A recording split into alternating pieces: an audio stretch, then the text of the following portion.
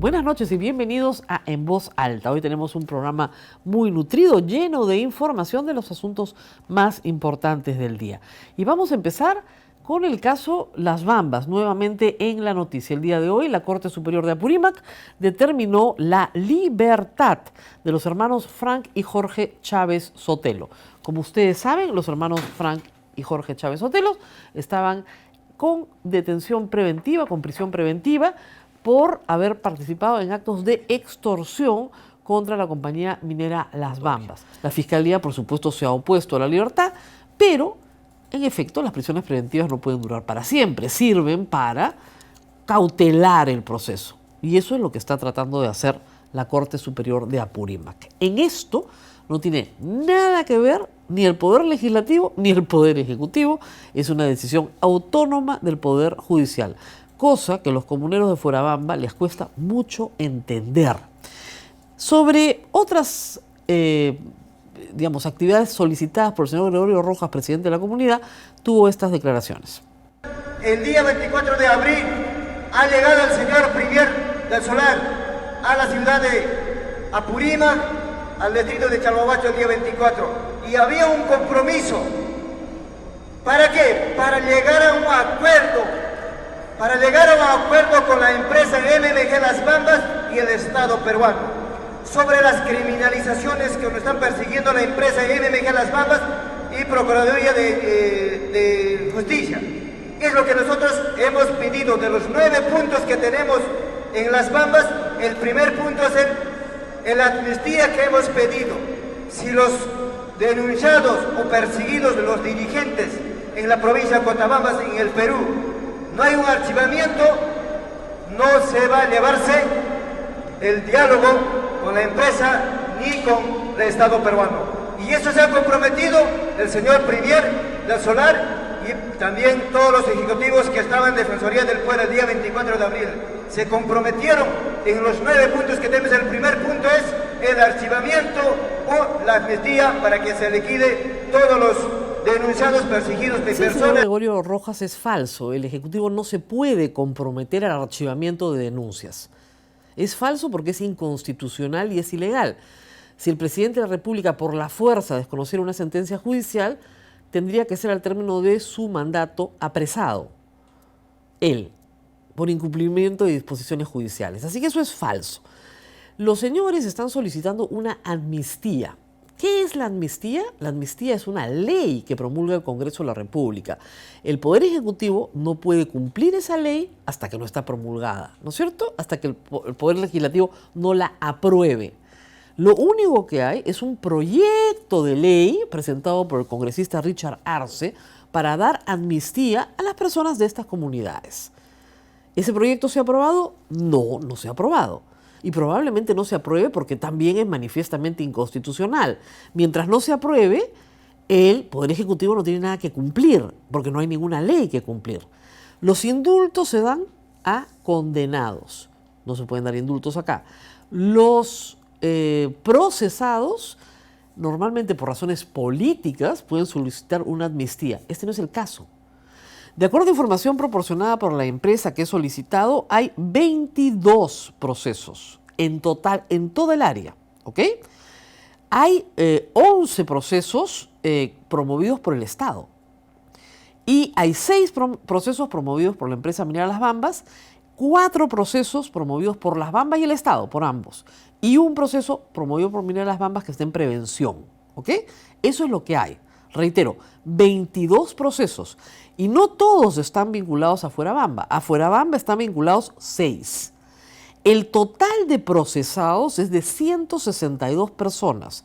El grupo más grande, 85, corresponden a una acción promovida por el Estado por los serios acontecimientos del año 2011, donde murieron personas debido a los disturbios propiciados por las comunidades. Entonces, que quede claro, el mayor número, además de denunciados, proviene de Chalhuahuacho, que es el pueblo que queda al lado de la mina. Y hay todo tipo de actividades criminales, no solamente la actividad de tomar una carretera, que es una actividad criminal. Hay desde atacar la garita de un vigilante, azotarlo, pegarle y robarle su celular y su radio. O sea, lesiones, hurto, ese tipo de cosas que son el pan de día a día de personas que no quieren cumplir con la ley. En el Perú la protesta no está criminalizada. Lo que es un crimen es lo que se comete cuando, utilizando oportunistamente la protesta, se viola la ley. Una y otra vez, no se puede robar, no se puede destruir la propiedad privada, no se puede impedir el paso. Eso es delito y se les ha dicho 100 veces que es delito. Esta noche va a estar el abogado de la comunidad de Fuerabamba, el ex congresista Edgar Villanueva, para conversar con nosotros de eso. Él ha señalado que las comunidades tienen que respetar el Estado de Derecho y la separación de poderes. Así que esperemos que su concurso, que es muy reciente, sirva. Sobre justamente las decisiones del Poder Judicial, habló esta mañana el señor Salvador del Solar. Veamos. Nosotros hemos sido muy claros con los comuneros de toda la provincia de Cotabambas, el Poder Ejecutivo, y aprovecho además porque es una oportunidad para nuestras niñas, niños y adolescentes. Vivimos en una democracia constitucional con independencia de poderes. El Poder Ejecutivo no tiene, no puede y no quiere tener ninguna injerencia en los otros poderes del Estado, incluyendo al Poder Judicial. De forma que no tenemos ninguna voluntad ni posibilidad de solicitar nada al respecto. Si un legislador ha propuesto una ley de amnistía, está dentro de las facultades de otro poder del Estado. El Ejecutivo no tiene ninguna injerencia ni ha hecho ninguna promesa al respecto. Vivimos en un país de independencia de poderes. Cada poder responde y tiene sus instancias de corrección. Nosotros no tenemos ninguna opinión adicional que dar al respecto. Una ley de amnistía para excluir a personas que a sabiendas violan la ley sería un precedente nefasto. Esperamos que el Congreso no la apruebe y probablemente no la va a aprobar. En esto se equivoca el congresista Richard Arce porque además le da falsas esperanzas a una comunidad, o a varias comunidades en realidad, que tienen que asumir la responsabilidad de los hechos criminales que han cometido. No se puede tomar una carretera y decir que eso es una protesta pacífica. No se puede impedir a 8.000 personas que entren a trabajar a su centro de trabajo y decir que eso es pacífico. Eso no es pacífico, es violento y es un crimen en el Perú y tienes que pagar por el crimen. No se puede extorsionar a una empresa, a una persona, a una familia y diciéndoles que no vas a poder trabajar o no vas a poder tener lo que naturalmente te toca porque la Constitución y la ley te lo permiten si es que no les pagas a estas personas la cantidad de dinero que ellos exigen. Cantidades fabulosas, dicho sea de paso. Todo eso ha pasado en Andahuaylas y Andahuaylas no es el lejano oeste, no es tierra de nadie. Estas personas son perfectamente capaces de entender la separación de poderes, de entender el Estado de Derecho y de entender que contrataron a unos abogados que propiciaron la extorsión de una empresa y que tienen que responder por ese delito ante una corte y que cuando termine su proceso podrán continuar siendo sus asesores legales, pero que en este momento tienen que enfrentar sus procesos. Una ley de amnistía para que sigan extorsionando, para que la impunidad campee, para que al pobre guachimán que lo azotan en la puerta de la mina, normal nomás, lo vuelvan a azotar, porque ellos no son seres humanos, no tienen derechos humanos, no tienen derechos fundamentales. Los trabajadores no tienen derecho al trabajo. O sea, ¿de qué estamos hablando? Los derechos de uno empiezan y terminan donde empiezan los derechos de los demás. Si el Congreso del Perú quiere aprobar una ley para excluir a un grupo de personas que no han aprendido que hasta la protesta tiene reglas, entonces, ¿para qué está el Estado de Derecho, el imperio de la ley? Nos vamos nomás, cerramos el kiosco, cada uno agarra su pistola y hace lo que le da la gana. Porque eso es lo que está proponiendo el congresista Richard Arce. Con buena voluntad probablemente. Pero eso es lo que está promoviendo y eso no se puede promover. Hay 162 personas en 22 procesos judiciales en este momento de 1, 2, 3, 4, 5, 6, 7 comunidades procesadas por distintos actos, todos de naturaleza criminal. ¿Qué vamos a hacer? Hablar del polvo en la carretera, de que qué horrible. Sí, pues qué horrible, pero son 22 procesos con un sinnúmero de delitos cometidos. No solamente la toma en la carretera, hay mucho más. Lesiones graves, apedreamiento de propiedad privada, destrucción de propiedad pública y privada. O sea, es largo, ¿eh? 162 personas identificadas y procesadas. En total, en todos los procesos. Muy bien. Bueno, vamos a dejar el tema de las bambas por ahora y vamos a Venezuela. Esta noche también vamos a hablar de Venezuela. Néstor Popolicio, el canciller del Perú, ha señalado que los cancilleres del Grupo de Lima han reafirmado la búsqueda de una solución pacífica para Venezuela. Escuchemos. La declaración se tiene que ver en su integridad, porque contiene una serie de elementos que hacen a un todo. Y ese todo es que justamente los cancilleres del Grupo de Lima hemos reafirmado nuestro respaldo al presidente encargado de Venezuela, Juan Guaidó, y al proceso que se ha iniciado desde el 23. Estamos decidiendo en el Grupo de Lima invitar a representantes del Grupo de Contacto Internacional para que busquemos los puntos de coincidencia y de convergencia para la búsqueda de una solución pacífica a la situación en Venezuela. Esta noche va a estar aquí en el programa justamente para hablar de libertad de prensa. Hoy día es el Día Mundial de la Libertad de Expresión. La periodista venezolana María Engracia Chirinos, para que nos cuente un poco cómo va la situación en Venezuela y cómo podría jugar en este nuevo contexto la búsqueda de una solución pacífica, que es lo que todos los países quieren en realidad. Todos quieren eso, probablemente menos el presidente Nicolás Maduro, que simplemente apoyado en las Fuerzas Armadas no quiere irse de un poder que se considera en este momento ya por la mayoría de los países del mundo un poder usurpado. Pero también tenemos novedades. Anoche les informamos que el hoy ex congresista Edwin Donaire tenía que ser capturado por la policía y conducido al establecimiento donde tiene que cumplir su condena. Pero ¿qué creen que pasó? Durante la noche la policía lo buscó y no lo encontró. No estaba en su casa. Fueron los periodistas al hospital militar pensando que estaba internado. No, era su hermano, no era él. Nadie lo encuentra, nadie sabe dónde está. El general era muy valiente cuando lo estaban procesando y tenemos acá una frase del general del recuerdo. Vamos a recordar qué decía él cuando le decían que iba a ir a la cárcel. Veamos.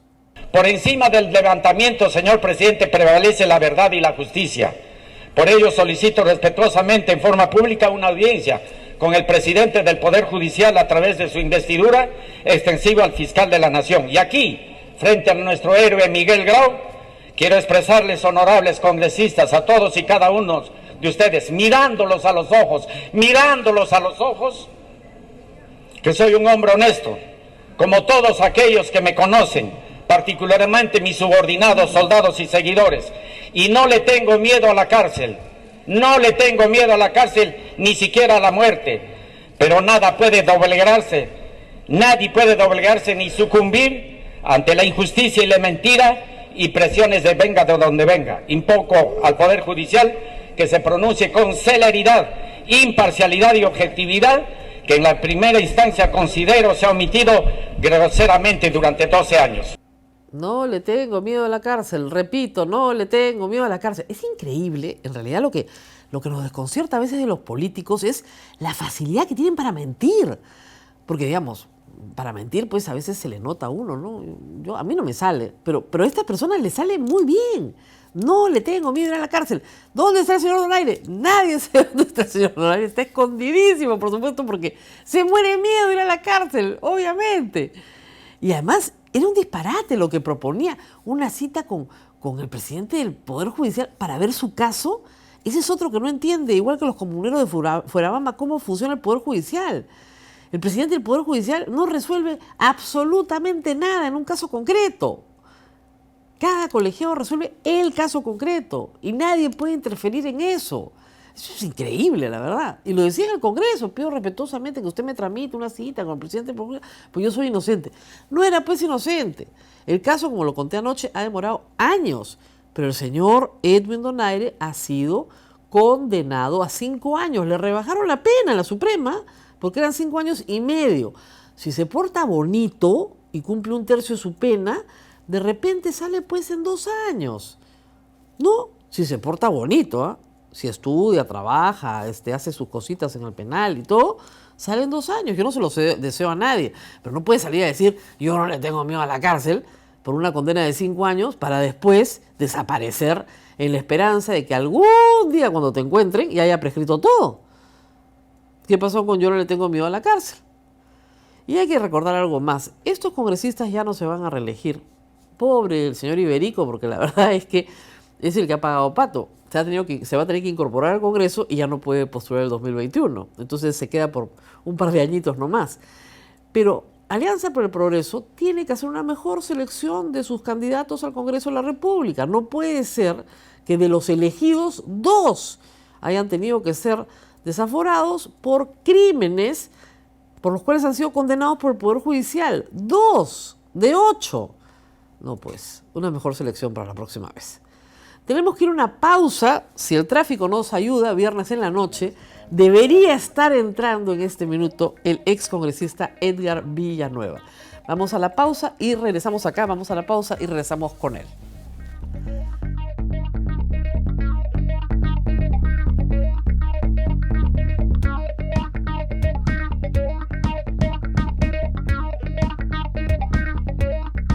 Bueno, yo tengo que dar cuenta de un grato encuentro. Hace mucho tiempo que no conversaba con el excongresista Edgar Villanueva. Él fue parlamentario de la República en el periodo de Alejandro Toledo, hace varios años. Es, por supuesto, apurimense, andahuaylino, alcalde 2 veces, abogado, y ahora ha sido solicitado por la comunidad de Fuerabamba. Hace poco tiempo, se ha incorporado hace apenas un par de semanas, justamente para tratar de ayudar a los comuneros a entender sus derechos y sus obligaciones. Congresista, no se me va. Gracias por estar con nosotros. Muchas gracias, Rosa María. Un gusto nuevamente encontrarle de años, ¿no? Sí. De muchos años. ¿Cómo así acepta usted este encargo? Pues es un encargo para un abogado difícil. Las expectativas de los comuneros son muy altas y creo yo han estado infladas por falsa información. ¿Cómo aceptarles esta solicitud? Lo que pasa, Rosa María, es que yo estoy involucrado en este tema desde el comienzo. Sí, lo sé. Sí, desde los orígenes, de la puesta en valor por Proinversión, yo hice una serie de observaciones. Como fiscalizador, como congresista, se aceptaron varias de ellas y una fundamental fue la consulta previa. No había ley de consulta previa. ¿Y se hizo? Y se hizo. Nosotros lo hicimos del Congreso, es decir, jugamos el papel del Ejecutivo. Pero recuerdo que usted fue muy entusiasta del proyecto. Así es. O sea, usted pensaba que esta era una fuente de riqueza para Cotabambas. O sea, que para Cotabambas era la forma de sacar a la gente de la pobreza y la traer a la minería. Y lo sigo pensando, y no solo para Cotabambas, claro, para Apurímac y para las posibilidades de mayores proyectos. Así es. Es decir, Las Bambas es en realidad un proyecto que nació con muchísimos augurios, con mucha voluntad. Las comunidades que al comienzo estaban en contra, era el 85% que estaba en contra, luego de esta consulta previa, que en realidad no era nada impositivo, fuimos a preguntar, ¿bajo qué condiciones aceptarían ustedes, esa era la pregunta, si viniera una inversión minera? Y ellos pusieron las condiciones. De ahí salieron estas 17 condiciones. Claro. Esas 17 condiciones, se cumplieron, de las cuales 10 asumió el Estado y 7 la empresa. Así es. ¿Y se cumplió todo? No. ¿Qué no se cumplió? El Estado no cumplió 10 de sus condiciones. Ah, bueno, ya que claro, que me imagino que eran indicadores de pobreza, etcétera. No, el Estado tenía que ver con todo lo que es infraestructura, claro, salud, educación, todo lo que tenía impacto en pobreza. Todo eso. La empresa estaba comprometida con otros temas como el medio ambiente, tenía que ver el tema de laboral, que no ha cumplido en parte, hay que decirlo sí, con claridad. Se le ofreció a cada familia un empleo. Eso es una cosa de lo... No, perdón, ya me averigüé todo antes de venir. Yo tengo eran 450 familias, hay 80 personas familiares que por el hecho de ser familiares tienen derecho a un empleo. Aclarando. El resto de personas que se presentaron no reunían las calificaciones. Tú tampoco puedes poner una empresa minera a una persona que no reúne ninguna calificación. Y el resto no quiso. Hubieron 40 personas que no reunieron porque llegaron a 120 y el resto no quiere trabajar. Lo que quiere es que le den plata, pero no quiere trabajar. Me está usted hablando de Fuerabamba. De Fuerabamba, por supuesto. Aclaremos esto que es contrato ley. ¿Ya? ¿Qué dice? Un primer punto, ejecución de un estudio de impacto ambiental, que obviamente eso ha tenido que ser procesado y quien tenía que vigilar incluso era el Ministerio de Energía. Sí, ya se hizo. El segundo punto, brindar oportunidad de trabajo para los profesionales. técnicos y obreros de la provincia y región del departamento de Apurímac con prioridad. Bueno, ya No se estamos hizo. hablando de Fuerabamba. No, ya lo sé, pero ya se hizo cuando se construyó, No. se dieron 19.000 puestos de trabajo. Sí, pero de ellos... Ya se construyó. No, un momentito. Claro. Hablemos claramente. Pero con Ese prioridad. es el gran tema. Con prioridad no quiere decir es obligatorio. Más del 50%. Bueno, no, pero, doctor más del Villanueva, 50%. doctor Villanueva, no nos Pero vayamos no es el tema ese para entramparnos. Ya. Hay que decir que hay otros puntos centrales Claro. que debía cumplir.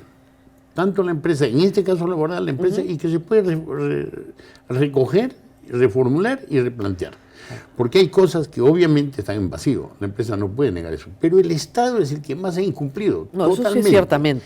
Son Ahora, ¿cuál es- 16 años de abandono. Ahora, ¿cuál es el estado de la negociación de la Ya. comunidad de Fuerabamba? Porque su cliente es la comunidad de Bueno, Fuerabamba. en primer lugar quiero decir que yo no soy asesor rentado, no soy abogado de ellos. Ellos me han solicitado por los conocimientos que tengo, por la experiencia que tengo, Ya, para que los apoye en el tema justamente de desentrampar el primer punto de la agenda, que Ya. es derechos humanos y justicia. perfecto. A mí me pidieron que diera opinión, sustentara qué salida había, porque ahí había una situación muy grave. ¿Qué Ya. decían? Los comuneros decían, si no archivan nuestros expedientes y nuestros juicios, no vamos a seguir el diálogo y vamos a violentar O nuevamente. sea, la vamos a cometer carretera. nuevos delitos. Así es. Entonces, ¿qué pasó? Yo he estudiado este tema y la única salida, le digo, francamente, que encontré era una amnistía. Sí, pero tiene Está que en haber la con- Constitución. Yo lo sé, pero tiene que Es legal.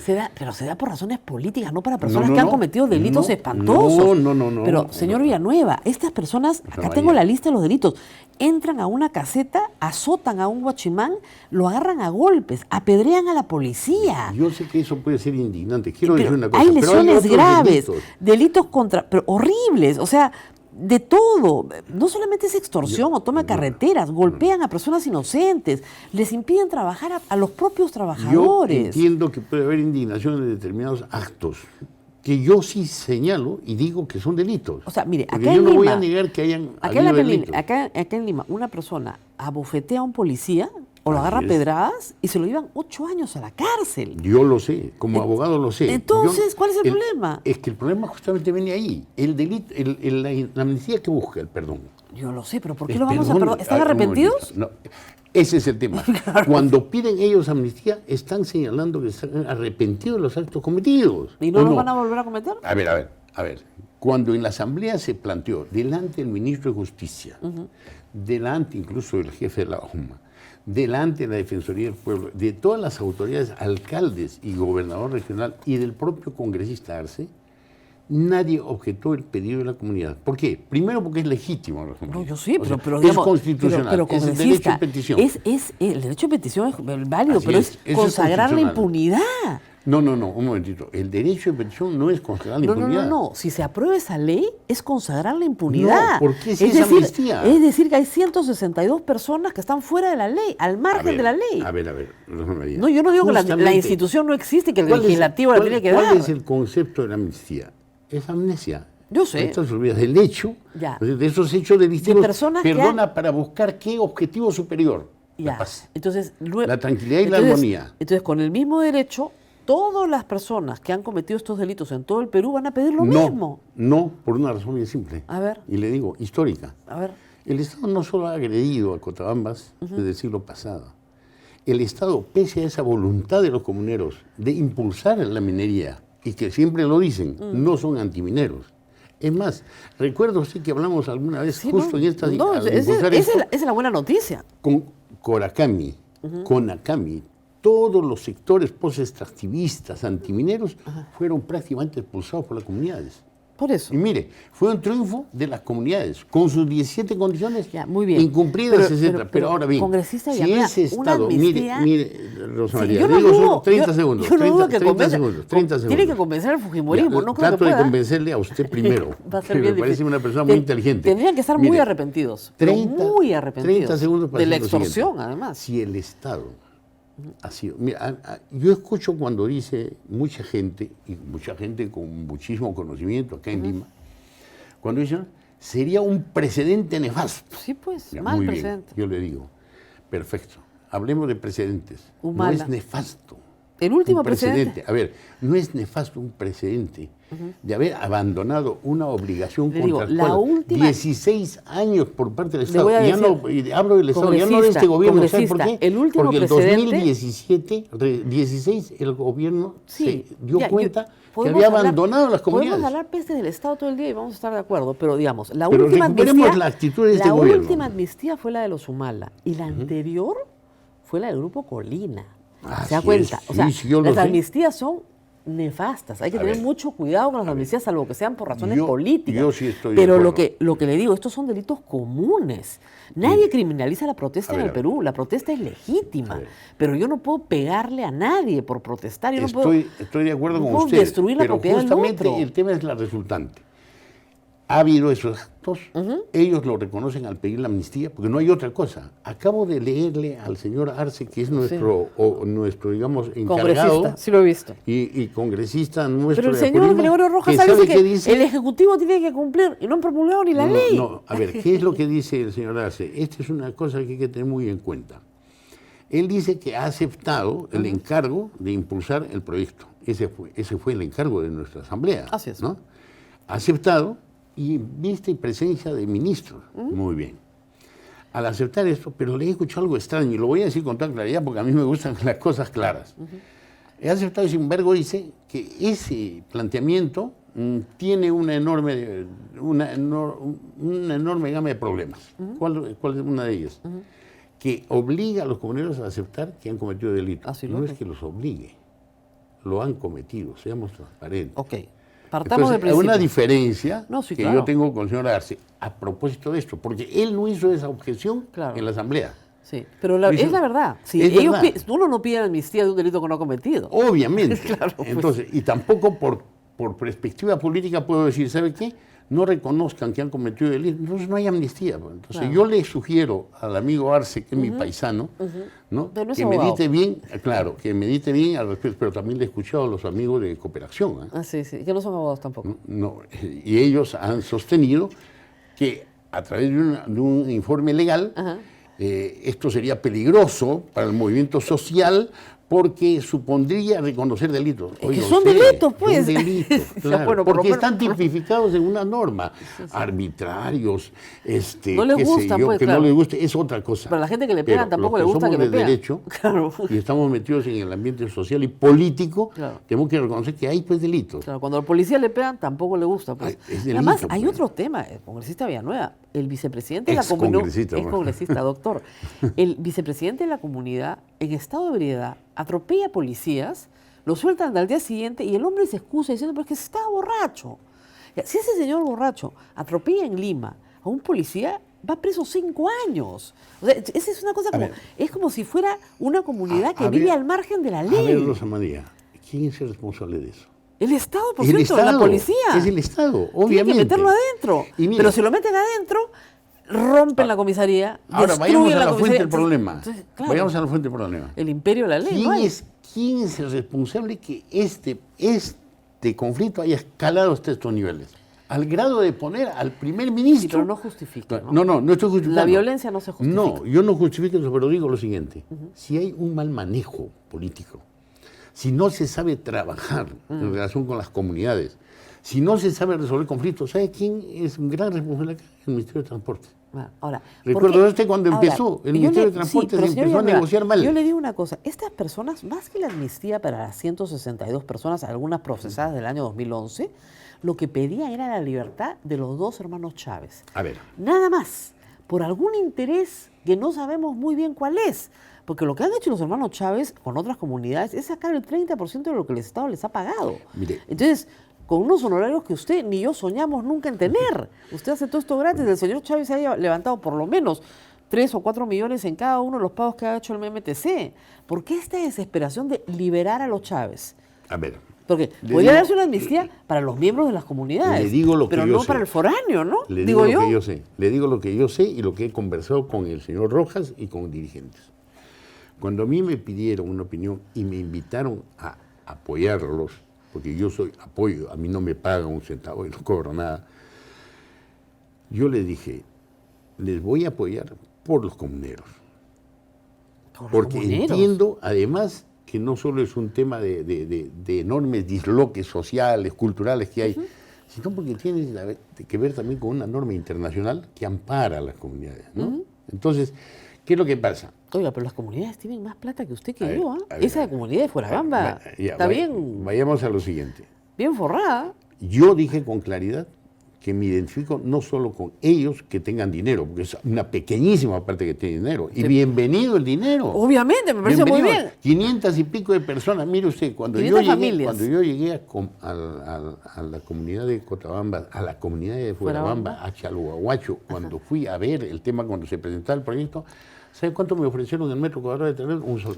No valía nada. Así es puna. Es Es puna, verdad. no hay nada, yo he estado ahí, como Pero no vale nada. cuando obviamente la empresa y Llegó, empieza a ver claro. qué hay, ¿no es cierto? Ahora es Te otra ponen- cosa, hay 10.000 habitantes en y Chalhuahuacho. bienvenido que Claro. se atienda a nuestro comunidad y se les pague el justiprecio. Hay gente que ha recibido 1.850.000, 2 millones, 1,5 millones. Yo tengo una lista de gente que ha recibido esa plata Sí, claro. y me da mucho gusto. Claro. Pero digo una cosa. Pero eso si justifica el que agarran a Estado- pedradas ver, a la gente. Si el Estado, Rosa María, y la propia empresa hubieran actuado de mejor modo, o sea, capacitándoles antes de darles dinero, dándoles alternativas, como tuvieron y Pero como tienen algunos, ¿ah? sí. 120 de esos Son jefes los- de familia claro. son empresarios. Ya, y los expulsaron de la comunidad. Así es, también ¿Por creo ser que ahí- empresarios? así es, no, Los porque se expulsaron. oponían a que se Es que- tomaran estas medidas. Pero lógico, porque ya están en la modernidad, pues quieren seguir es. progresando, Y creo que prosperando. hubiera sido mejor y no hubieran habido estos conflictos si se les hubiera enseñado a usar el sector. No, pero de esos Porque son 120, temas uno era el culturales. expresidente de la comunidad. Así es, Esa eso es es una verdad. cosa terrible. Yo conozco ese Una tema. discriminación. Sin embargo, ya que usted pone a colación el tema de la plata, que tienen plata, es un pequeñísimo grupo. No, yo lo sé, pero todos los demás esperan también tener. A ver, Todas las es demás posible comunidades. que tengan, no digo que tengan millones, lo que yo sí digo es que pueden tener salud, educación. No, eso tienen bien y de comunitario. más. Pero es Los que de el Nueva Estado no Fuerabamba cumple. está todo. Es que el Estado no pero cumple, Nueva entonces Fuera- hay que pero hacer la que pa- cumplan. Pero digamos, pero la parte de Nueva Fuerabamba de infraestructura tienen casa, mercado, A ver. iglesia, corrida de toros, estadio, salud, educación, todo. Lo que pasa A es que ver. los de Nueva Fuerabamba no quieren que las otras comunidades entren A ver, ahí. a ver, Eso es allí- otra allí hay cosa. conflictos. Pero sin embargo hay que decir lo siguiente. El proyecto fue diseñado, y estas 17 condiciones lo dicen, para que el impacto sea mayor. No solo a las 32 comunidades. El impacto sea a nivel de la provincia y el impacto sea a nivel del departamento. ¿Por qué? Porque llega regalías, porque debe llegar canon, porque Claro. debe llegar muchísimo Y llega cualquier cantidad ahorita. Entonces, bueno, ha llegado cerca de 700 millones de verdad, Ya, en 2 años y Chalhuahuacho. medio, ha llegado 130 millones. y el a alcalde Chalhuahuacho. terminó preso. A ver, no, el anterior. El alcalde, no anterior actual. terminó No el preso, actual, pues. sí. Había tanta Es plata que verdad, terminó preso. Es verdad, son 2 alcaldes que han estado en ese problema. Entonces, Imagínese ¿qué usted. sucede? Ese es un problema también del Estado.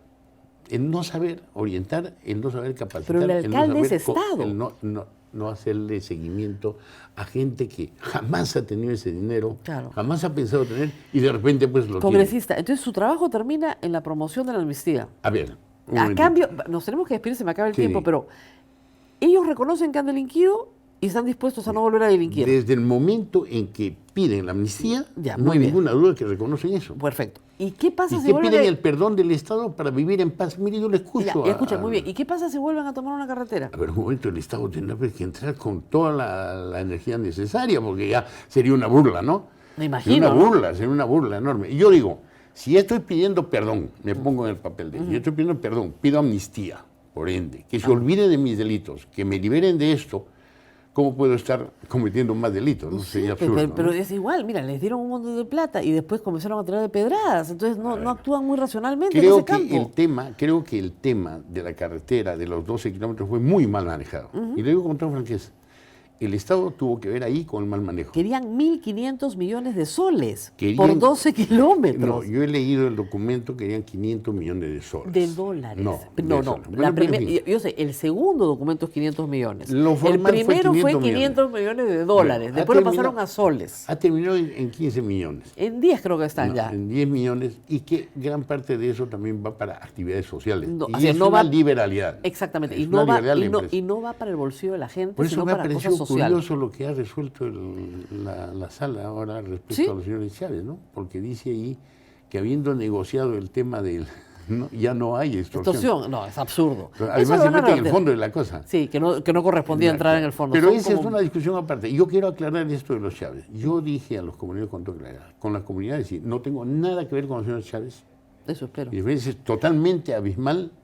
Yo no tengo ninguna vinculación con ellos y creo además que su conducta profesional no es la propia. No soy yo quien prejuzgar. Para eso hay colegio de abogados. De Apurímac. Que ver. Pero sí debo decir una cosa. Felizmente he leído en la parte final de la resolución de la auto, en el sentido de que impiden que estos señores puedan estar junto a los comuneros, junto a los, ni siquiera se pueden acercar a la empresa ni a ninguna instalación física, no pueden hablar por teléfono, no pueden salir a hacer, bueno, al menos algo ahí. Hay una restricción de la actividad probatoria, porque si no van a perturbar. Y además se tienen que quedar en su zona. Entonces, si alguien pues si preocupa a alguien este hecho, porque he leído en antes un montón de cosas, ¿no? Claro. Respecto el proceso continúa. Pero hay que respetar la resolución del Poder Judicial, el proceso continúa y los señores tienen la restricción de no salir, por ejemplo, en el caso de los dos hermanos Chávez de Abancay. Muy bien. Muy bien. Vamos a ver. Vamos a ver, doctor, cómo va esto.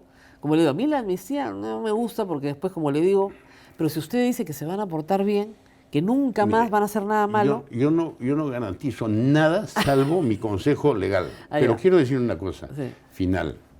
Mire, este tema ya está encapsulado y debe ser encapsulado. ¿Sabe por qué? Nos preocupa Cotabambas y nos preocupa Apurímac. Así es. La mesa de desarrollo, ya vino una mesa multisectorial, el mismo 24 que estuvimos allí en la noche. Ya hay resultados y a mí me preocupa que los alcaldes no estén acá, por ejemplo. Me hubiera gustado ver a los comuneros con los alcaldes. ¿Por qué? Porque el señor gobernador regional y los alcaldes son las autoridades y conjuntamente con las comunidades tienen que planear esto de desarrollo que tiene compromiso del Estado con 2.850 millones de inversión. Así es. Y la empresa también tiene que aportar lo que tiene que aportar, corregir lo que ha podido errar. Y obvio, la propia empresa ha dicho, probablemente no hemos tenido una buena relación, pues empecemos a tener una buena relación. ¿Saben por qué? Porque este proyecto, resuelto bien, en buenos términos, en paz, va a permitir nuevos proyectos de desarrollo. Muy bien. Muchas gracias por estar con nosotros. Gracias, bien. Pausa y regresamos para hablar de Venezuela. Volvemos.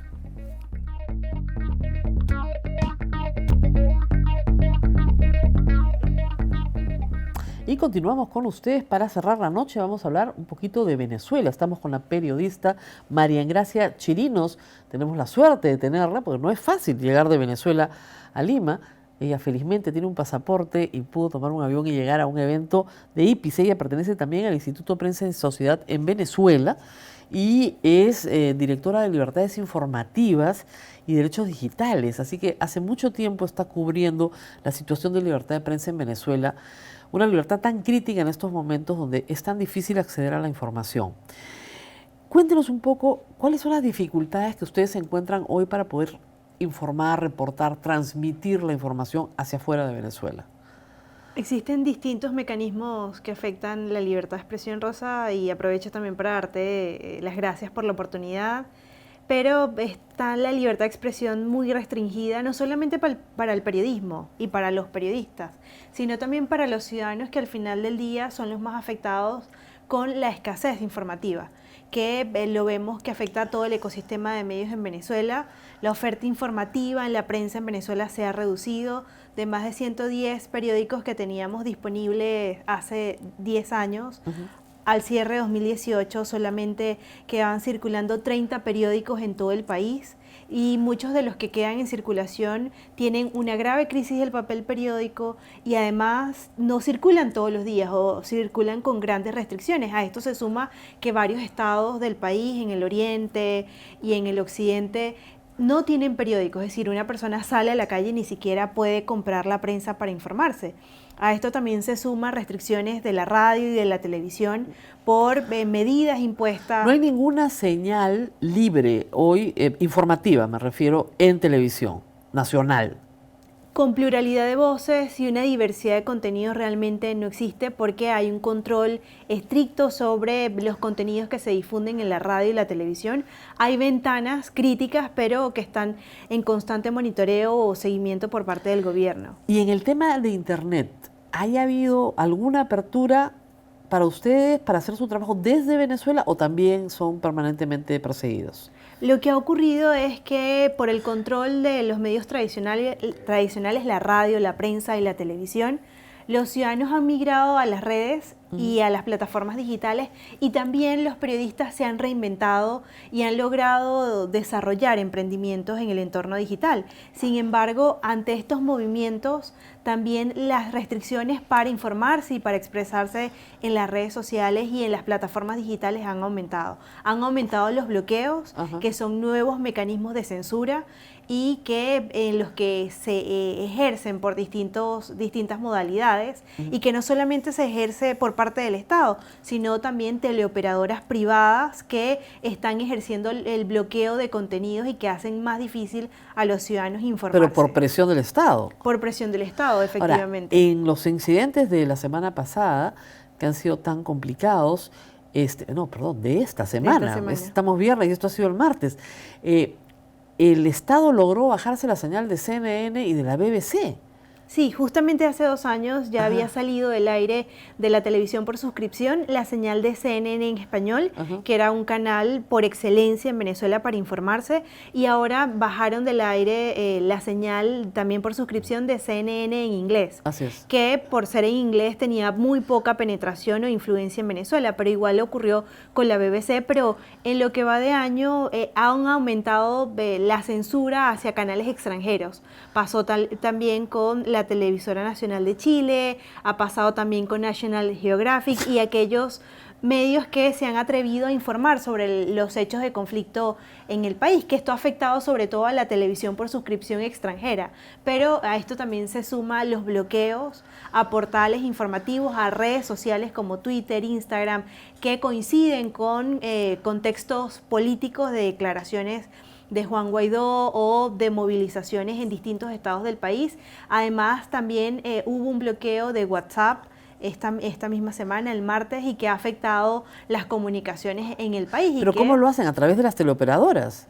Sí, no está muy claro el proceso en el que lo hacen, porque es poco transparente y se violan las garantías para que tanto los medios como los usuarios puedan saber qué es lo que se está bloqueando, cuáles son los argumentos, y tanto la Cámara de Teleoperadoras como el Estado, el gobierno a través de la Comisión Nacional de Telecomunicaciones no informan realmente cómo ocurre, pero efectivamente son las operadoras quienes ejercen ese rol de censores y que por mantener sus licencias, claro. Su licencia y mantenerse en el país, también terminan ejerciendo un rol de censura, que lo vemos una nueva reconfiguración de censura que en este tiempo es impensable, ¿no? Y que al final tenemos 2 grandes poderes, que son los poderes de las teleoperadoras, pero también el poder del Estado, y en el medio tenemos unos ciudadanos cada vez con menos capacidad y menos oferta informativa para tomar decisiones. Ahora, ¿cuál es la situación real?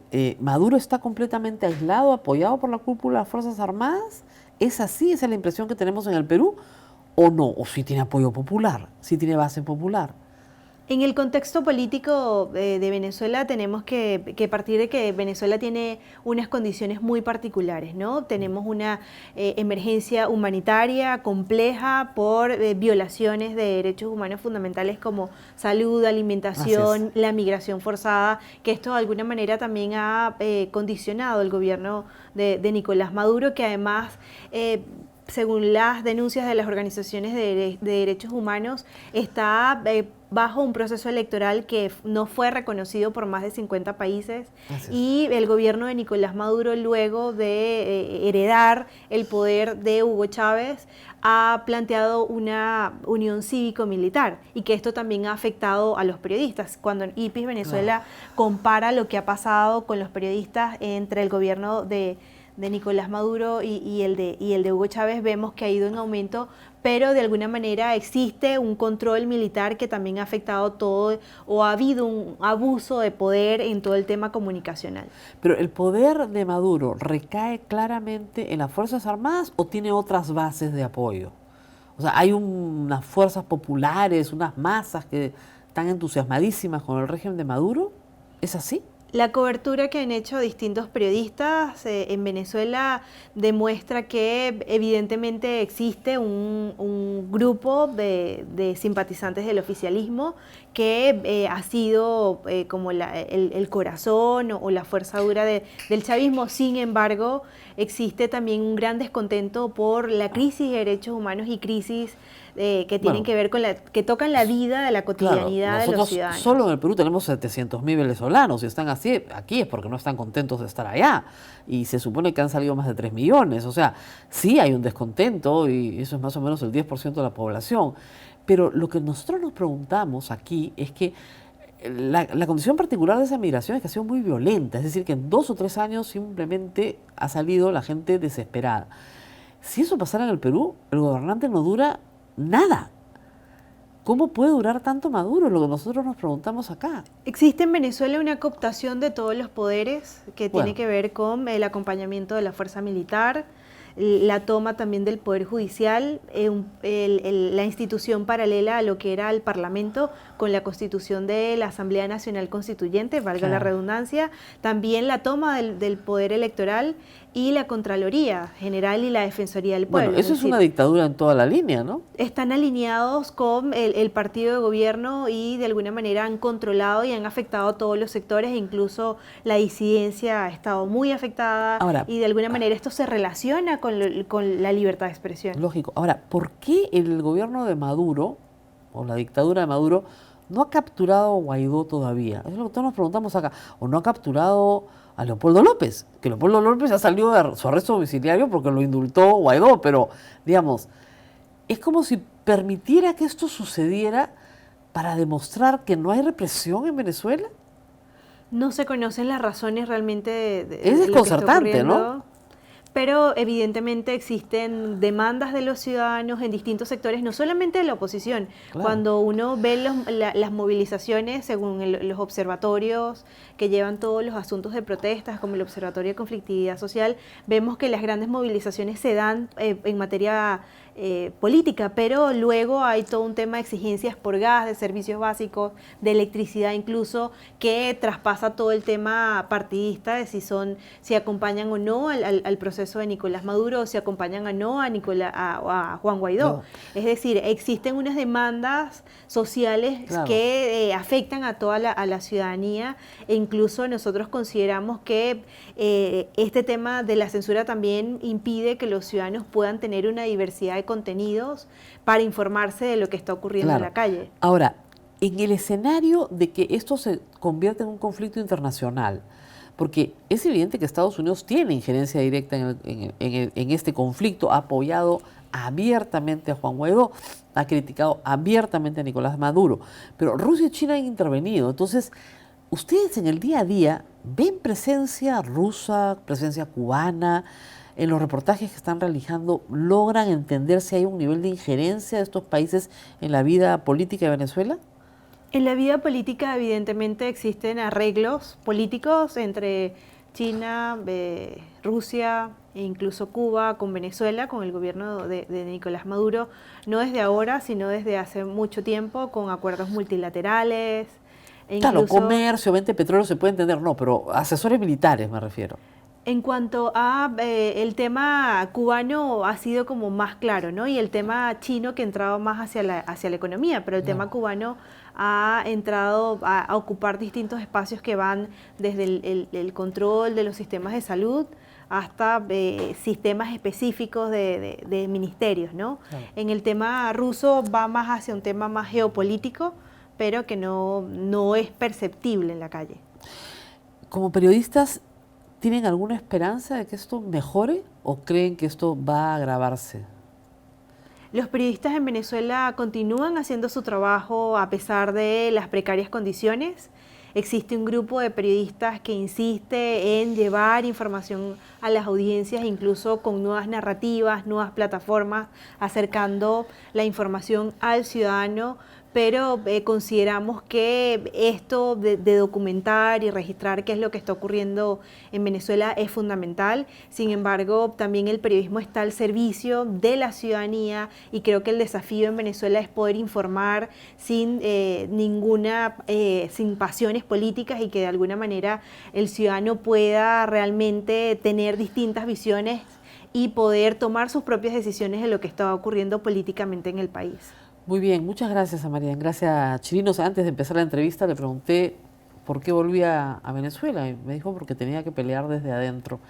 Así que un abrazo muy grande a todos los periodistas venezolanos que están peleando desde adentro una lucha muy, muy desigual. Yo sí espero que esto pronto acabe y que ustedes puedan gozar de la plena libertad informativa de la que tiene que gozar todo periodista en el mundo. Gracias por estar con nosotros. Y acá terminó el programa. Viernes en la noche, 9 en punto. Nos tenemos que despedir y ustedes vayan a divertirse. Nos reencontramos nuevamente el día lunes.